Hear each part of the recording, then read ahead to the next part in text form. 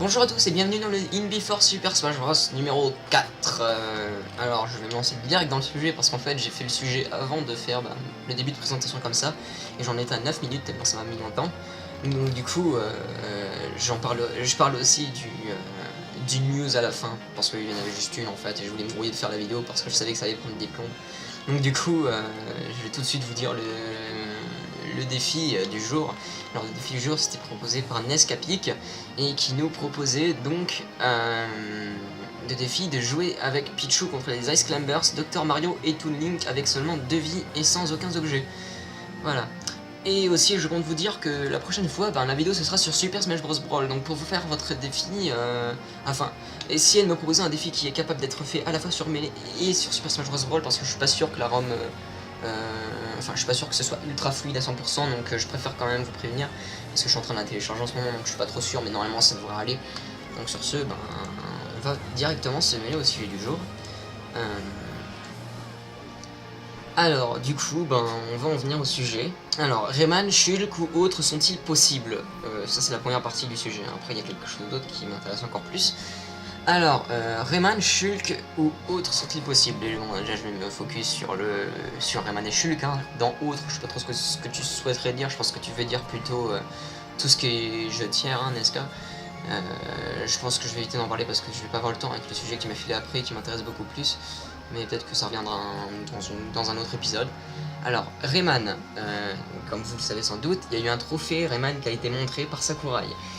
Et ce qui était absolument impressionnant parce que je trouve que c'était complètement incroyable le fait qu'ils ont décidé de foutre ça en trophée dans un jeu Super Smash Bros parce que Rayman, mais genre on l'a jamais vu quoi, c'est encore plus improbable que Pac-Man.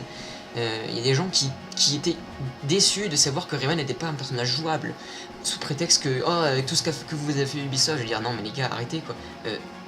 Sur Wii U, il était censé être exclu à la Wii U, Rayman Legends, et au final, vous l'avez eu genre un an après, un truc comme ça, et c'était en même temps que tous les autres, et c'était pas une exclu au final, ou encore le fait que vous n'avez pas encore eu Watch Dogs alors que le jeu est sorti il y a pratiquement presque 2-3 mois, et que plus personne n'a rien à foutre maintenant, et vous dites que Ubisoft mériterait d'avoir un personnage représentatif dans Super Smash Bros for Wii U.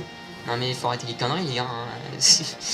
Et puis même, je veux dire, certes il aurait peut-être un moveset sympatoche déjà que dans Rayman Legends, le gameplay est assez 2D, etc.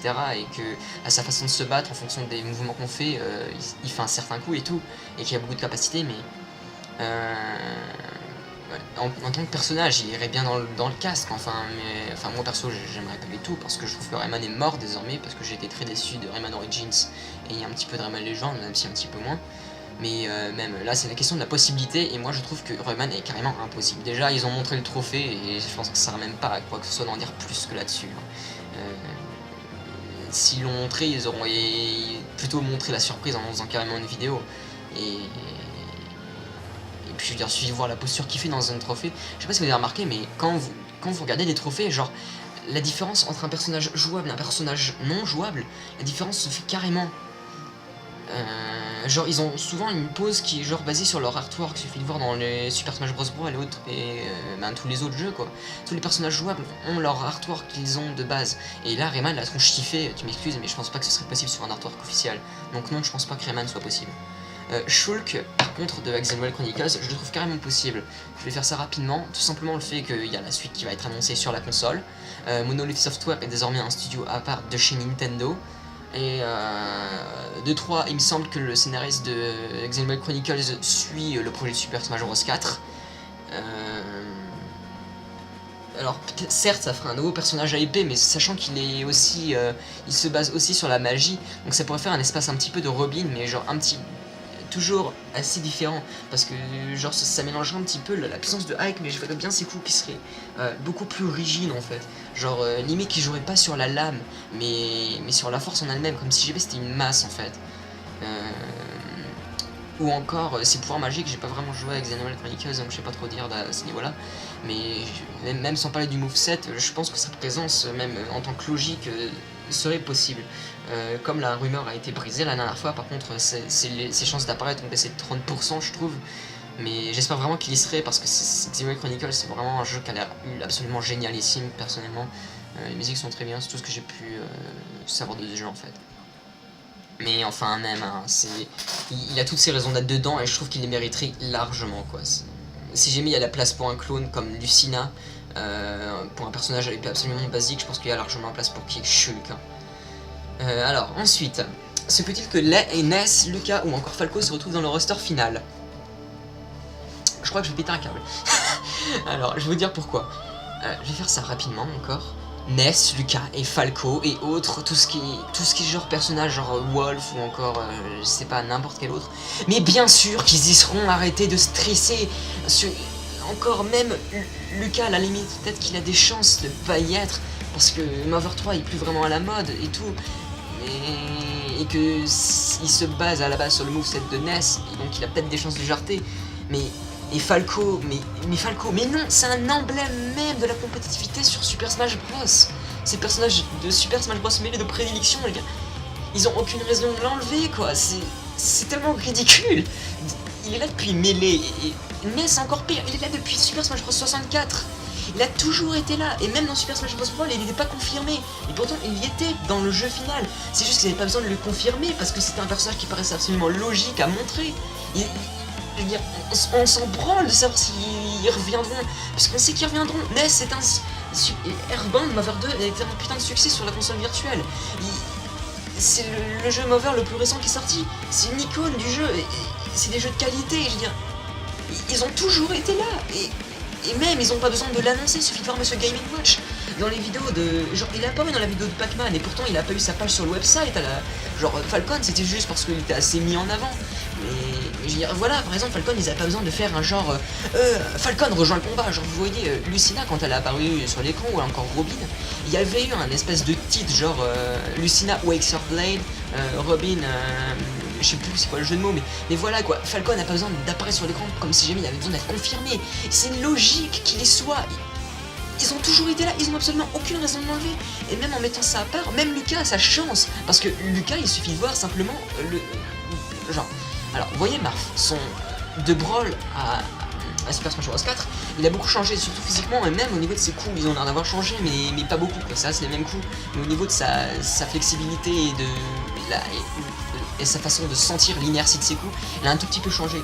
Mais regardez certains personnages, genre, qu'est-ce que je peux vous dire, moi je laisse sur le website vite fait, genre, le roi d'Adidou, Kirby, Toon Link, le Olimar et tout, à part pour quelques coups, ils sont exactement pareils que Super Smash Bros Brawl. Tout ce qui change, c'est graphiquement.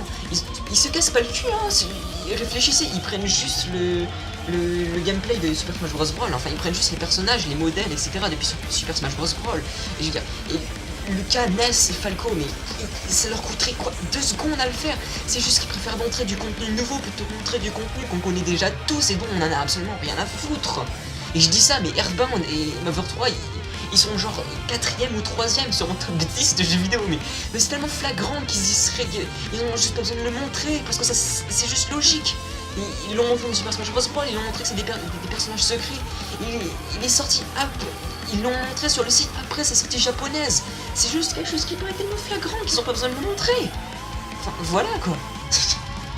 Bon bah, du coup, on va passer aux news directes, hein, parce que bon, il n'y a pas grand chose non plus à dire dessus. Alors, du coup, ce qu'il y a. Du coup, je pense que je vais peut-être faire une vidéo à part. Ouais, non, je vais juste faire étaler ça vite fait. Donc, oui, il n'y a pas eu beaucoup de news. Hein. Il y a juste eu des personnages montrés non, pas au Kokoroko, dans un magazine, j'ai la flemme de citer le nom, dans lequel ils montrent un petit peu, ils refont le topo de ce qui a déjà été présenté, donc je vais pas m'attarder. Mais ce qui était plus intéressant, c'était le stage de Game Boy en fait. Et il y a un nouveau stage de prévu sur 3DS, je crois. Je sais pas s'il est prévu sur Wii U, mais c'est sur 3DS en particulier. Donc on peut voir que c'est un stage Game Boy, donc il y a juste eu ce screen là, il n'y a absolument rien eu d'autre. Apparemment si on met l'effet 3D, on dirait vraiment que ça ressemble comme 2 gouttes d'eau à un écran de Game Boy. Donc ce serait marrant d'ailleurs si jamais le bouton de batterie pourrait bouger en fonction de la batterie qu'il faudrait sur votre 3DS, ce serait rigolo. Donc voilà, on n'a pas trop grand chose sur ce stage là, juste on peut voir qu'ils ont choisi le roi Dadidou et Kirby dans une palette de couleurs de la Game Boy. Donc je pense pas que ce soit un truc en fonction du stage parce que regardez le marteau du roi Dadidou et Kirby ça fait déjà depuis longtemps qu'il y a un skin en noir et blanc. Donc voilà, donc je pense que ça va être tout pour aujourd'hui. C'était assez long, j'espère qu'on se reverra une prochaine fois assez vite, oui parce que je me grouille parce qu'en fait j'ai fait ce truc après même avoir commencé à faire le montage et quoi que ce soit. Donc du coup dès que j'ai commencé à parler de la présence de NES et tout, ben c'était un truc en stand-alone, en fait je me sentais dans l'inspiration de le faire, donc du coup je me suis courrier de le faire. Donc sur ce, ben n'hésitez pas à proposer un nouveau défi ou encore un nouveau sujet de conversation. J'espère qu'on se reverra à une prochaine fois. Salut!